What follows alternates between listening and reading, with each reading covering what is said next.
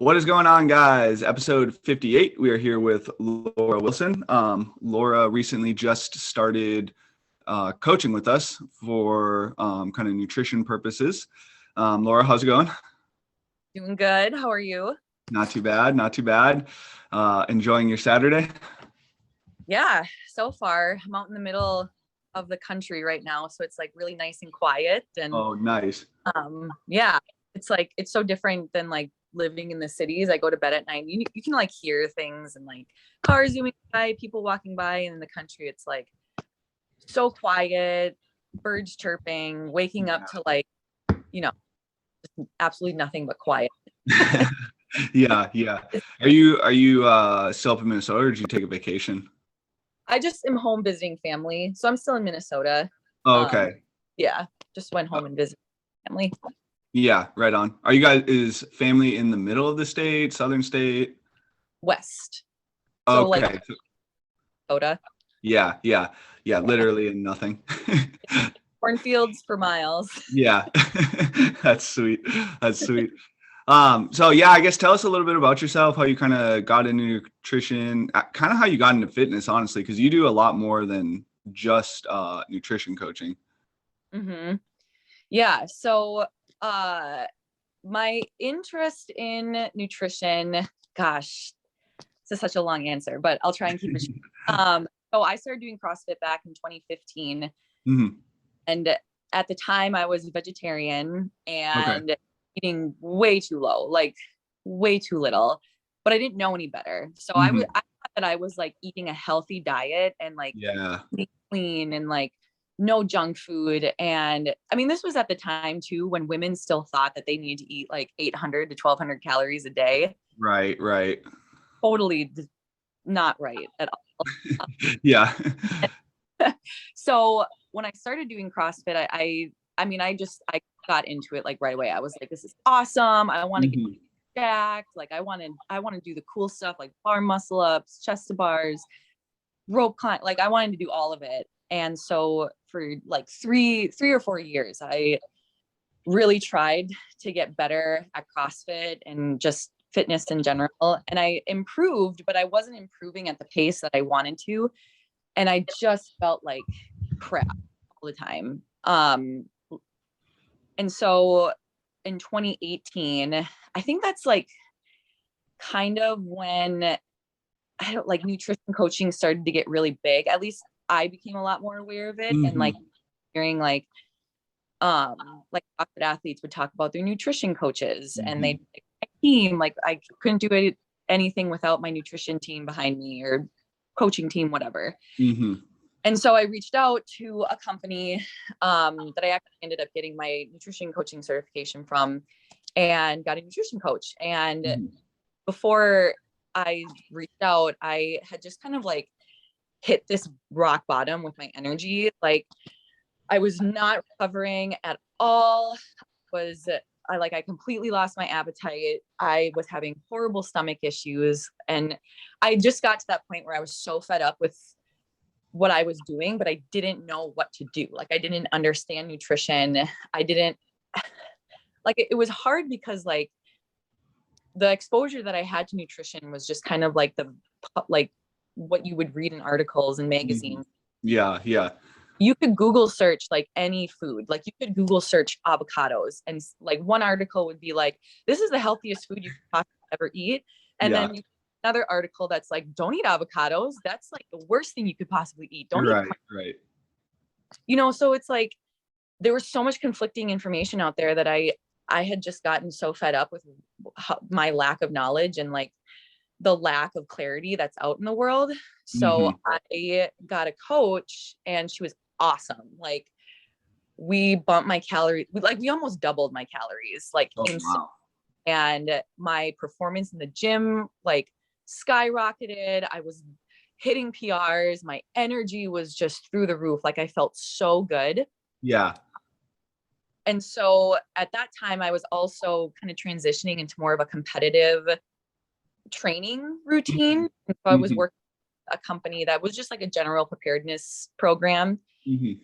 So I had bumped up my intensity and my volume. And so like at the time I didn't know how to train properly, and I didn't really have guidance. So I was eating an appropriate amount, but I was training so much intensity that in the summer, I think of 2019, I got like really sick. Like my energy tanked. I was sleeping like 12 hours a day. I was going to bed at p.m., waking up at 7 a.m., taking 3 naps during the day. I felt like crap in the gym. I didn't know what was going on. And so I got done. I had several people thought that I had mono. They were like, I think you could test it for mono. I'm like, I really don't think I have I don't think so. And so for like months, I was trying to figure out what was going on with me. Actually, I took like 3 weeks off of CrossFit. Like I just stopped doing CrossFit. I walked a lot. I did some like bodybuilding training, and I finally got better. The fatigue and everything went away. But that was kind of like the thing that I was like, okay, I need to know what's going on. Like I need to understand the relationship between high intensity exercise and nutrition. And I need to figure this out because I never want that to happen again. And looking back at that experience, I think a lot of people understand it as like adrenal fatigue, even though that's technically not the right term for it. But I think what had happened is I was training so much intensity and still kind of like under eating that my body just crashed. Like it was excessive amounts of cortisol, always elevated. And so that's when I just decided that I'm going to figure this out. I started looking into nutrition coaching certifications, and none of them were really like jiving with me. I had like this clear picture in my head of what I was looking for. And if I was going to spend the money on this, I wanted it to be exactly what I was looking for. And what I wanted to know was like, okay, I want to know the relationship between my hormones and exercise. I want to know what's going on in your body when you're doing high intensity. I want to understand how you recover from it. I want to understand the relationship between like why carbs are important, why fat is important. Like I want to understand all of that.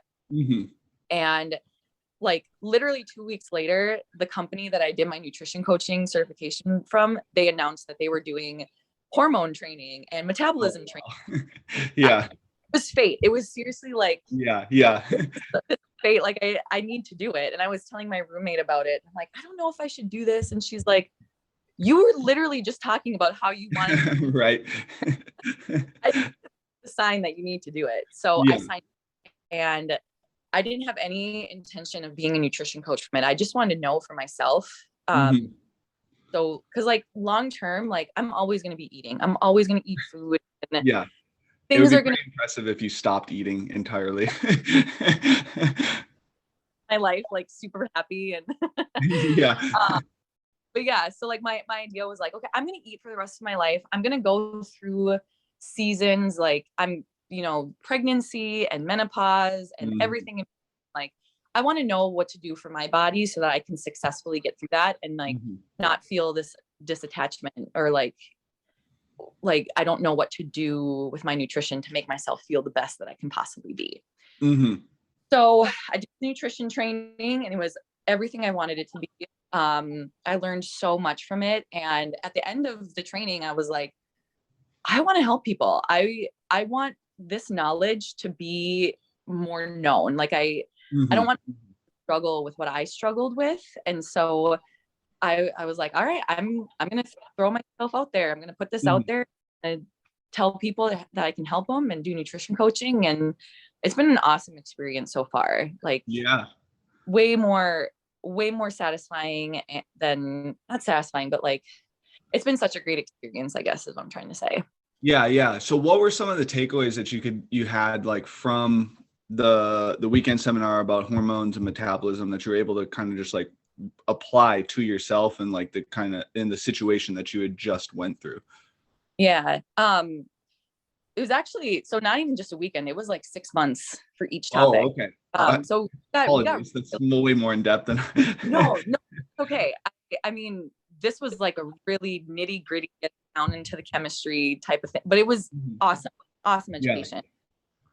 And really the things that I could apply to it are like, I understood finally like why high intensity isn't the end all be all of exercise. Like why you don't just need to go into the gym and do 5 hours of high intensity, and like why it's important to take rest days, and like why it's important to take deload weeks, and why it's important to like take your nutrition and your exercise seasons of like low intensity and some high intensity, and like why as like a just a person living their life, not like a CrossFit athlete or someone who's training for a competition, why you don't need to do 2.5 hours a day of high intensity exercise, and like why you need to stay active, like just in general active in your life. And so what I really took away from that is like what's going on at a metabolic level when you do high intensity, what you need to do basically to like support your recovery through that, and like how to eat that you can perform really well day after day after day. Yeah. Okay. So it's more so like, you kind of learned how to support the training that you had been doing, basically. Right. Yeah. Because like for so many years, I was fighting against training. I was like doing high intensity, but also trying to lean out. And I think that's a true story for a lot of athletes, where they kind of go through those of like, well, I need to lean out, so I'm going to eat 2,100 calories, but I'm also going to do 3 hours of training every single day, or two sessions. And I think people get go confused. Like like when CrossFit first came onto the scene, so like on ESPN, you have all these jacked dudes, these like super ripped women. People are like, oh, I'll just do CrossFit and I'll look like that. And it's like, well, no, that's like the 1% of the 1% who are genetic freaks of nature, and they probably walk around looking like that. And there's like certain genetic features that go into looking like that you might not have. And so like I think a lot of people got into the sport wanting to look like that, and then the next step is just to start competing because all those people are competing. So if I compete, I'll look like that. And then all of a sudden you have these people that are just run the fuck down, and you start talking to them. So like, why did you start competing? They're like, well, I wanted to have a 6-pack, and like those dude's arms are huge, or like the girls are like, I want to be toned like them. It's like, okay, well, you can have performance or you can have a physique. Those people are a little different. Right, exactly. And you just don't have the full story either. Yeah. A lot of athletes are also, a lot of them are trainers, and they are on their feet all day doing like walking around, training people. Like they're getting so much like natural exercise, but all you see is high intensity training. And it's like, really not 100% of the story. That's probably like 5% of the story. Yeah. And so like just doing more training and trying to be a competitive athlete isn't the whole, that's not the whole thing. Right. There's a training philosophy out there called like 80-20. And so it's like 20% of high intensity, 80% of low aerobic work. And like to your point, like if they're walking around all day training people, like they're in a pretty low intensity state relative to their high intensity training. And so you're training people for 6 hours a day, working out for 3 hours a day. It's a 9-hour day, but you're getting 66-ish%. Now there's some rest time and warm up time in your actual high intensity work. So you're probably getting closer to like 75, 77, 80% of low intensity training in a day. And then you're seeing them hit their high intensity pieces only because that's what's cool for Instagram.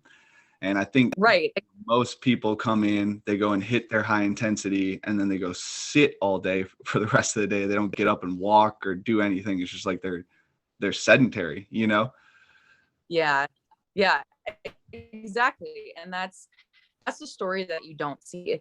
Like you don't see, you only see the glamour, really. And that's what sells, and that's what gets views on social media. But what you don't see is them doing that 20% of just walking around all the time, getting tons of steps in because they're training other people or they're coaching classes, or, you know, they're not sitting down for 10 hours a day. They're super active. And right. A lot of people 5 and they do 1 hour of CrossFit a day are not getting the same amount of just natural movement. They're just sitting. Yeah. It's it's kind of a conundrum that I don't think is fully understood in the CrossFit world, especially because CrossFit just came out preaching intensity. And it's like, well, if you go look at the endurance worlds, which is like kind of what this sport is, most of their training is low level aerobic work. Yeah, it is. Yeah. But again, it's not glamorous. Right. Not pretty. You're not getting Instagram followers off of being like, look at me walking 4 miles today. Like, so, yeah. So when you went to that seminar, how did your training change after that, like going through that whole 6 months of work? So I started looking for a coach, actually, which brought me to Blacklisted in the first place. But after that, I was like, okay, like I understand now why high intensity is not always the best. And I really wanted to shift my focus of my training to have that low and aerobic work, like doing like really controlled intervals on the rower and the bike and running. So like you're working at that 60% of your, you know, max effort, and taking into account that like doing max effort lifts and your heaviest every day isn't exactly getting you the results that you want. Like taking lower level weights and working skill and really focusing on like bodybuilding movements and like mixing that all in with my training. So I think like the huge shift that I experienced was drastically lowering the amount of volume I was doing and the amount of high intensity volume I was doing. Yeah. So more of like a almost like a health approach to training, but it ends up being it's smarter training, but it ends up being like more of a health approach to training, if that kind of makes sense. Absolutely. Yeah. Cause like, I don't necessarily want to be like the Mal O'Brien where this is my job. It's not my job to be as fit as I can possibly be. Right. And so my philosophy turned, I don't want to do this for the short term. I want to be able to lift heavy weights up into my 70s or I want to do this as a lifestyle, like a habit. I want to be able to lift for a really long time, not just for like a season so that I can go to competition. So that was a huge shift in my mindset of like, okay, well, how do you do this for the long term and not just for like a couple years? Yeah. So you started to take more of a long-term approach to training then. Yeah. Yep. Yeah. Okay. Yeah, that's definitely something that is tough to get CrossFitters to understand. Is like, okay, like, yeah, T is there's always going to be outliers. Like, I mean, Froning's been in the sport for, what was it, 2010 was his first year. It's almost, 2009 was actually his first year, I think. And I don't think he made it to even regionals that year or something. So, and then he's like second place in games the next year. So like he's been in the game now 13 years, but like if you look at all of his peers, they're non-existent. Like some of them are competing in the Masters, but it's like 5 or 6 of them are competing in the Masters, and everyone else is like, yep, done with CrossFit. Like, so the sample size of that is like, okay, 0.0001% of people take this training style and can apply it for over a decade, Yeah, exactly. It's such a small percent. And yeah, it's just not a lifestyle for a lot of people. Yeah. And I think that while it was really glamorous to do that and live the CrossFit, competitive lifestyle, but at the end of the day, it's like, you can't train 6 hours a day long term. Like you just can't. if you're a high level athlete and you're going to the games or semifinals or whatever, that probably works for you for a little bit, but you're not going to do that for 20 years. Like even Matt Frazier, he stopped. He's not doing it anymore. Yeah, like, exactly. Yeah. It's not from lifestyle. Right. Yeah, it's and that's kind of what I used Froning as the example, is like he is literally the anomaly of the sport. Like everybody else has like a 6-7 year lifespan in the sport, and then they're done, or they're taking a break, or or literally taking a step back to rebuild their aerobic base that gets freaking destroyed by just doing CrossFit all the time. Right. Yeah. So yeah.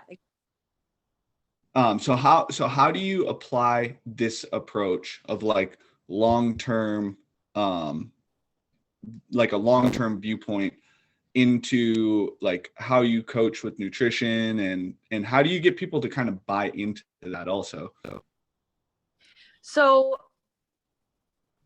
I think it always depends on someone's goals. Mm-hmm. So like if I had someone who maybe did 5 classes a week and that's all they did, and they didn't do the like high intensity lifestyle training, like you can be a little less strict with their nutrition because they don't have a highly stressful life in the gym to recover from. So long-term approach there is like, okay, like you want your nutrition to enhance your life and be as healthy as you can. And so the approach there is like, okay, let's find a diet that you can adhere to and that includes all of your favorite foods. Let's get out of the restrictive mindset. Let's learn how to balance your food so that it's nutritious and nourishing, but also fun for you. Like I want to, with my clients where they're not looking to compete, our work together, like, okay, if you love cake, if you love pizza, if you love cheeseburgers, like let's fit that into your lifestyle. Let's find a way to fit in your favorite foods and teach you how to balance that out with a nourishing, healthy diet that, includes all of your basic needs. Okay. Yeah. Teach them to kind of reframe their mindset of like, there's no such thing as a cheat meal. Like you're not cheating on your diet. You're eating food. Like you don't need to be starving yourself during the week and then go ham on the weekends. Like let's learn how to make every single day an enjoyable experience with your nutrition. Finding that balance. Yeah. And I think that that's a really hard mindset to teach people, because people are so used to this idea of like, well, if I eat nachos, I'm cheating on my diet. And it's like, no, you're enjoying, like you're eating food. That's all you're doing. Right.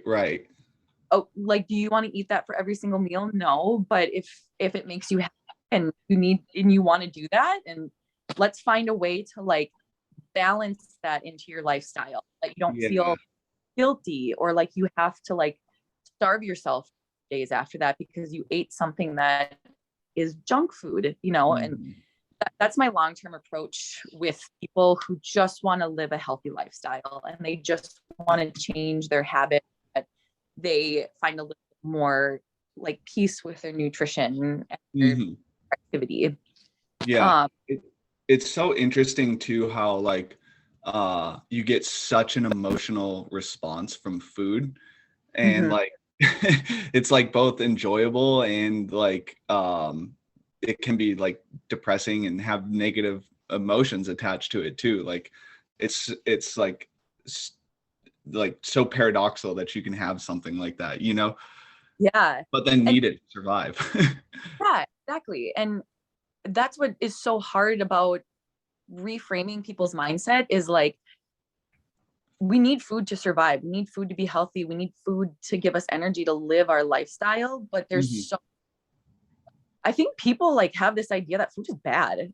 Like the enemy. And it's like, no, we can't just like breathe air and survive. We need food to like live our life and play with our kids and go hiking and whatever it is that you do. And like, what was so mind-blowing to me, not mind-blowing, but like what really shocked me when I started nutrition coaching was that I thought that it was just going to be female, that mindset, and it's men too. Like Mm-hmm. men have this equal perception of food. And I know that's very like naive of me to say, but this idea that food is bad and like is evil and works against you is Mm-hmm. it's a ubiquitous thing. It affects everyone. And it's like my hope is that when I work with clients, I can help them to reframe that mindset of like, you don't need to fight against food.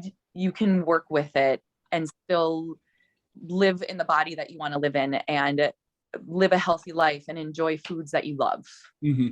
Is that something that you find, like, how long would you say it takes your average client to like start reframing that and almost like living that thought process? Does that kind of make sense? Yeah. I mean, again, it just depends on who you are and Mm-hmm. the lifestyle and how long you've been living in this mindset, but it can take months to years. Yeah. I mean, myself as an example, it's taken probably 4 years to really wrap my head around like, okay, yeah, like I can live a lifestyle that I want and like have like be comfortable in my skin and also eat food that people call junk or like people call bad or like it takes a really, really long time to turn to like shift your mindset from from years of being told that X food is bad for you and Y food is bad for you and learning to like balance those foods in your diet without the attachment of guilt. Yeah. I mean, it's the same thing in like training too, is like, it's hard to break those like thought patterns for people. And like the longer you have them, like the earlier you can catch somebody, like, 18, 19, even your teens, like you're pretty malleable as a person, like your frontal lobe hasn't formed yet. Like your opinions aren't, your neural tracks inside your brain aren't like concreted, so it's a lot easier like when somebody's younger to kind of like help them understand and break a habit. But when you get individuals who are 25 years and older, like it's very difficult to start teaching them like, hey, like you're thinking like this, there might be some better ways to kind of frame this mindset. And it takes and so it's like, not only are you, and like we have to do this all the time in training, is like you have to break a movement pattern down and then you have to rebuild a new movement pattern. And so it's taking extra long to develop somebody's skill or develop, a movement that you're looking to improve on. It's the same thing with like mindset is like, okay, you've developed all these neural pathways. We're going to have to take those, recognize them, and then start focusing on changing them. And then from there, we can start giving you new things to think about. And it takes a long time to be able to do that. And it's, it depends on how solidified those neural pathways are too. Right. Yeah. And I find breaking down those old ideas is the hardest part. Hard part. And I like want to tell my clients like, please trust me. I know that we can work together and just believe in me. But it's like you just work so hard at chipping away at those old thought patterns, slowly introducing those new ones, and almost like convincing them like, hey, I promise you what you've been doing isn't working, and we can find habits that work for you. But yeah, that's one of the hardest parts about coaching people. I mean, I think a lot of people who maybe don't coach but get into it, they think, oh yeah, tell people what to do and they do it. And it's like, no, 90% of coaching is trying to get people to change their habits. Yeah. Have you read the book Atomic Habit by I think it's James Clear? I'm actually currently in the process of reading it. It's like a little bit at a time, but it's not a book. It's Yeah. There's if you guys are listening, you haven't checked that book out, definitely a good book to check out if you're looking to kind of make some lifestyle changes for sure. And I incorporate a lot of those with my clients. Oh yeah. Yep. What are some of the top ones that are kind of tools that you use from that book? So far, my favorite ones are like learning how to build new habits. Okay. So I thought it was a really cool idea. Like, okay, let's take a habit that you already do, like brush your teeth or drink coffee in the morning, and like just do whatever it is you want to change. Like, let's say you want to, I don't know, wake up and do 50 push-ups, random, but like, how do you teach yourself to do that if you already have this habit of like waking up late in the day and going and rushing out the door and grabbing your coffee? Like, okay, let's just start with waking up 10 minutes earlier and let's start with that. And like, once you build that habit, then you can go get your coffee and go live your life. And then after that, like 10 minutes early, okay, now you start doing a couple of push-ups and then you go get your coffee. So it's kind of like building a habit into a habit that you already do. And I loved that example because you already have this established habit. So you're just learning to like build upon that habit. So you don't even have to like try a new practice. You're just adding to the practice that you already do. Yeah. And I've actually incorporated some of those things into my life, and I'm not perfect at it, but it's actually really interesting to like build that habit into my life and how it becomes like so muscle memory after months and months of doing it. Yeah. I actually have just recently, I want to say successfully done that. I think I'm only on like month 3 right now, but I was able to start waking up earlier, like almost to the T, exactly what you're talking about. Start waking up earlier. And then instead of going right to work, I actually read a book now and then go make my breakfast and then go to work. Where before I was waking up, making my breakfast and working while I was eating. And like, honestly, this has been a freaking game changer for stress. So like to start your day off doing something that you like, I know it's cliche and like probably tons of people have said this before, but it truly makes a difference. Yeah, exactly. Yeah. And it's amazing how adding in those little practices can just like relieve stress and like change the way that you up and like approach your day. Yeah. So how would you do that for somebody who's looking to make like a lifestyle change in regards to, some of the foods they're selecting or some of the numbers that they're trying to hit in regards to their macros? So that's a great question, and lots of different approaches depending on what they're struggling to incorporate as a habit. But one thing that I notice as a trend with my clients is that a lot of them don't have established grocery routines. They, like, their biggest complaint, or not complaint, but thing they want to work on is like, I never have food around. I'm always buying food. I'm always like, they don't have food ready. And like, all right, what do you have one day in the week that you can go grocery shopping? And they're always like, oh yeah, like Sundays are really good days. I'm like, okay, every Sunday for the next 4 weeks, go get groceries. And like, it really small, because if you throw too much at someone, that's a recipe for not succeeding. So it's like, okay, let's start thing. Every single Sunday, you're going to go get groceries. All right, boom, done. Build upon that. All right, every single Sunday, you're going to go get groceries and you're going to meal prep one meal for the boom, done. Great. Now you can build upon that and like, okay, you have one meal prepped, might as well prep some snacks and a dinner or whatever. So like building those small habits, like just getting them to meal prep, I find is huge. Like I work with clients who like never meal prepped before, and then when they get in the habit of it, they're like, oh my gosh, I couldn't even believe how much that helped me like during the day. Like when I did meals prepped, I was starving and I was like going, rushing out, buying food that I know didn't work in my diet or whatever. Like the successful feedback I've gotten from clients who like have incorporated planning meals into their day is like, it's amazing how that helps them stick to their goals. Yeah. So that's one huge habit that I work with my clients, is just getting in the habit of always having food ready. Okay. So that it helps you to stay like within your goals of like what you want out of your nutrition. Yeah. That's cool. Man, I'm like probably would be the worst nutrition client. I absolutely fucking hate making food. It is like the thing that I despise most in my life. I mean, someone who probably has to eat like thousands of calories a day, I can't even imagine how you'd start. Like, how much Yeah. rice do I need to eat to meet my macros? Yeah, yeah.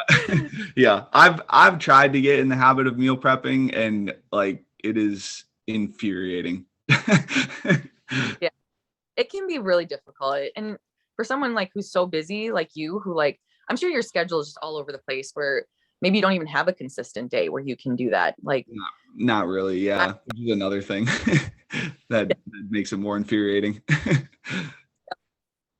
yeah, But I can. don't get discouraged by my failures, guys. Meal prepping is the way to go. I'll even preach that too. It is not for me.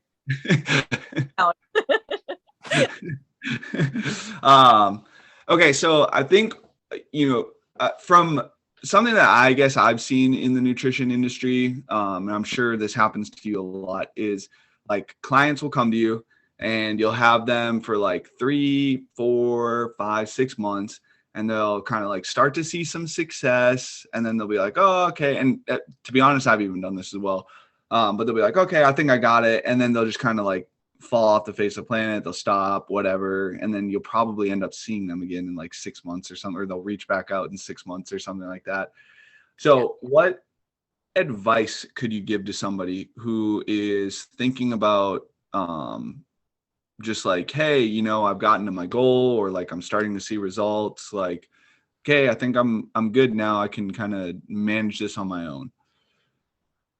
Yeah, good question. And I think I get this every once in a while from clients where they're like, I just want to work with you for 3 months and then that's it. And it's like, Mm-hmm. I get it's expensive to work Mm-hmm. with a nutrition coach. But a lot of times what I get with clients is they want to lose weight and they want to build muscle. And I'm like, okay, well, that's two completely different seasons. Like, Right. you're not doing that in 3 months. Yeah. So Yeah. usually my advice with them is like, okay, like, let's be realistic. If you only want to work with me for a short amount of time, then we have to establish some habits. Like, the reason you are coming to me right now is because most likely what you're doing isn't working for you. Mm-hmm. And it's probably going to take longer than 3 to 6 months to change that. And so the advice I give them is, this is the long haul. Like, 3 months, it's not going to fix it's not going to fix your problems. You're not going to work with me and lose 25 pounds and then go back to your lifestyle that got you there in the first place. And so if I have a limited amount of time with someone, I really try to emphasize, like, you're working with me now, but in the long term, like, let's think long term. Like, if you want to lose weight, fine, we'll lose a couple pounds. We'll work with you on that. But eventually you're going to want to start eating more, so that you're not just constantly in this low calorie diet, and like, long term, you're not going to want to do that way. And so, I mean, if I could convince them to work with me for a little bit longer, like 6 months to a year, that would be ideal. But at the end of the day, what I'm trying to get them to learn, like, you being in a cut and being in a calorie deficit, or you being in a mass gaining cycle, that's all temporary. That's like 2% a year. The 98% of your year is just eating at calorie maintenance. So you're not in a calorie deficit much. You're eating just the right amount of food to support your life and support your activity. So when people, I guess, that would be like, someone's like, I know work with you forever. It's going to be 3 months and then we'll see where we go. Like, okay, let's establish some lifelong habits. That's all I want you to establish, lifelong habit. Okay. Yeah. Yeah. Yeah, that makes sense. I think, it's a little bit tougher to look long picture as well. I think people, they're like, oh, for the longest time, the fitness industry has always just been like, hey, beach season's coming up. Make sure your beach season ready, and it's like, oh, I got to go to the beach in 3 months, or my wedding's in 3 months, or whatever it is. Like people want quick short-term fixes. And it's very difficult to get people to look at a bigger picture. Like, hey, your maintenance calories might not be the same forever, or like you're gaining, like when you want to put on muscle mass, like that might not be the same forever, or your deficit might not be the same forever. So like getting people to understand that, I think, is like a very tricky task as well. It is. And explaining the concept of maintenance calories is such a new concept to people. And it was a new concept to me up until years ago. Like I didn't understand what maintenance calories were or why it was important to be there. I mean, even now I see advertisements for essentially crash diets. Like these are companies that are healthy lifestyle changes as like just crash diets. And you know, it's not teaching people long-term habits of like, they're just drastically cutting their calories down to like 1,000 or 1,200, but they're not able to live outside of that calorie deficit. So oftentimes what you see is people crash dieting, eating super, super low calories, losing weight, but probably in the form of fat and muscle. But then when the diet's over, or they don't even know that it should be over at any point, they're just going back to what they used to do, and they've learned nothing. Just learned like crash diet and lose a crap ton of weight, but then they get frustrated when they gain that weight back. And like the concept that I would love to like teach every single person in the world, but working just starting with my clients, is being in a fit is like, that's not a lifestyle. That's to get you down to a point where you feel comfortable in your body. And then we want to work you back up to a food intake that keeps you at the weight that you want to be at, like in the body that you want to be in, but also helps you to have more energy and to live a life and feel like you're constantly in this drastically starving state. And that, I think, like that itself is just a new concept that is difficult for people to wrap their head around, because for years and years and years, the diet industry has just told us like, cut your calories, and then there's nothing after that. No teaching what happens after that. And like, and I think that's like, again, like where I came around to nutrition and why I wanted to do this in the first place, because I'm so fed up with like not knowing the big picture. And is you go through these seasons of like, you can lose weight, you can diet down, totally fine. But now what happens?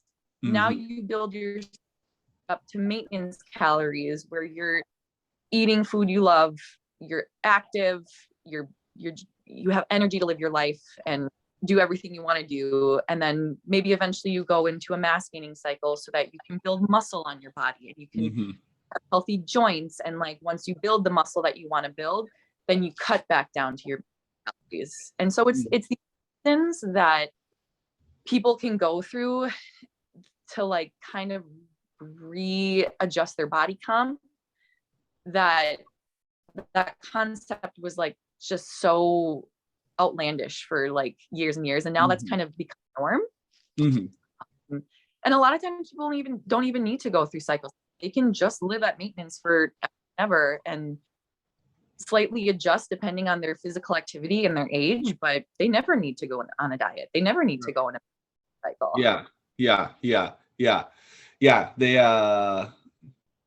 Their life is probably very consistent with like with everything that they do, so that helps out. Not a lot of chaos. So maybe last thing that we could touch on here, and I think this is pretty prevalent and like especially to your situation. Like luckily you're a very inquisitive individual, so like you were like, why is this happening to me? But like, when would you say it's time to like start looking to change things up, and like, reach out to somebody or just learn some more, if that makes sense? Yeah. I think a good time to do that is, I think when you just find that what you're working for you anymore. Mm-hmm. And maybe for a couple weeks, maybe you've been doing it for your entire life. But when you find that you're at this point of like, okay, I've been doing the same thing over and over and I'm not getting anywhere. I'm stuck, plateaued, and everything that I'm doing isn't working. That's where I'd say start reaching out, like ask for help. Cause like, if it's not working for you, then there's probably a better way of doing it. What are some of the things that you've seen that like, people are like kind of, or maybe like habits or trends or things that people are doing that will not get them to kind of reach their goal? Does that make sense? Yeah.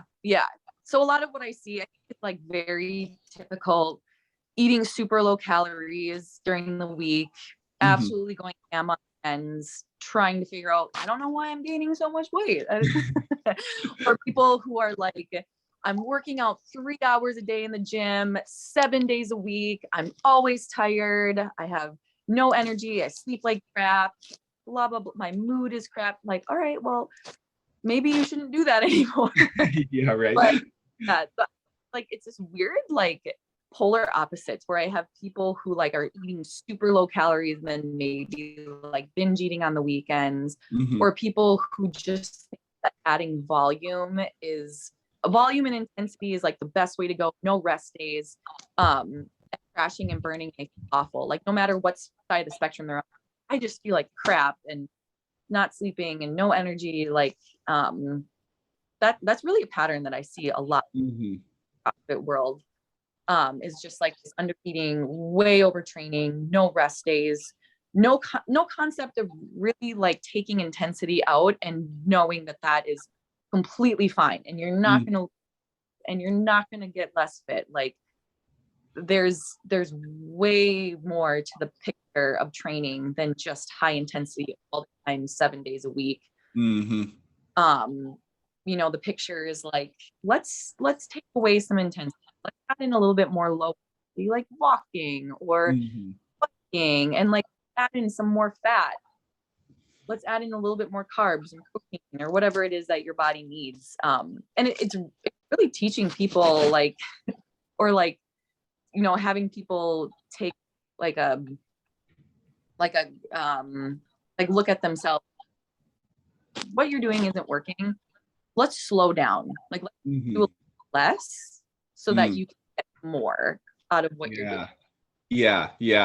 That's a good concept. Cause like, coming from the training perspective too, like if you're trying to push the intensity all the time, your body eventually is going to get to the point where it literally can't do anything intense. And, if you dial it back at that point in time, you're going to be able to push your intensity again, which there are adaptations that you can get from intensity. We're not saying that intensity is all bad, but there needs to be a balance and a mixture of low intensity and intensity to get the most out of what you are doing in the gym, and kind of see the results that you're wanting, whether it be competitive or body comp or just health in general too.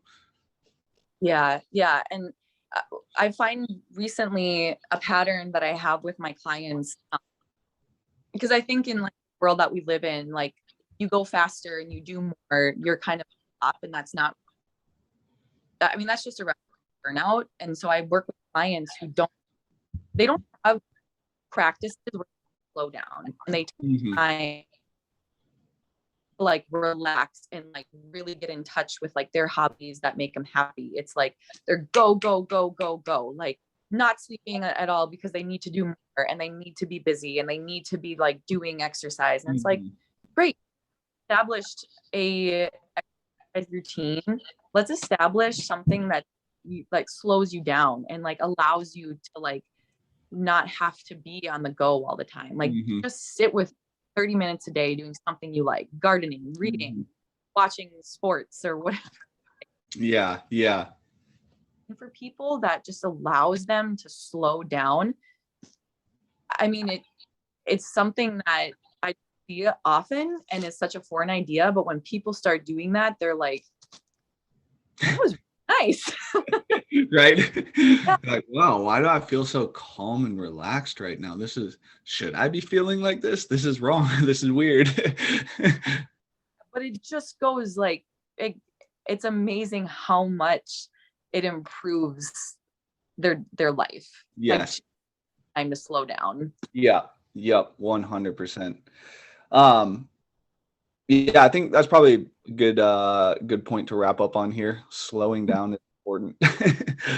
So, well, thanks for coming on, Laura. How do people get a hold of you if they have some questions or anything? I mean, there's the Blacklisted Instagram. You can reach out to Kyle or reach out to myself. I'm on Instagram, Laura Wilson 14. That's all I can think of. Instagram, I guess.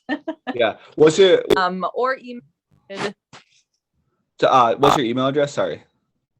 Oh, Laura at blacklistedhq.com. Cool. You were lagging a little bit there, but Laura at blacklistedhq.com. You can contact her there for any questions. So, yeah, thanks for coming on again, Laura. If you guys are watching on YouTube, make sure you like and subscribe, please. If you guys are listening for the first time, make sure you follow us on Instagram, blacklisted.hq. If you guys have any questions for Laura, please reach out, and we will catch you guys next time. Thanks again, Laura. Thanks, Kyle. See ya.